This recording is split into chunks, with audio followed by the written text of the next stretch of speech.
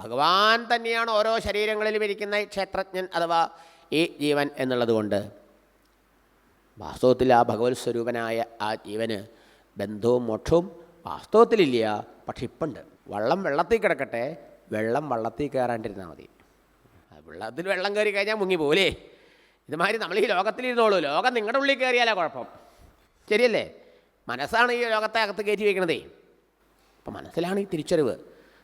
ദേഹത്തിലിരുന്നിട്ടും ഈ സത്യം അറിയുന്ന ആൾ ദേഹമല്ല, അയാൾ സ്വപ്നത്തിൽ നിന്ന് ഉണർന്നാ എന്നിട്ട് ആ സ്വപ്നത്തെ ഒന്ന് ഓർത്താൽ എങ്ങനെ ഉണ്ടാവും? അതുപോലെയാണ് ഭഗവാൻ പറയാൻ പോണു.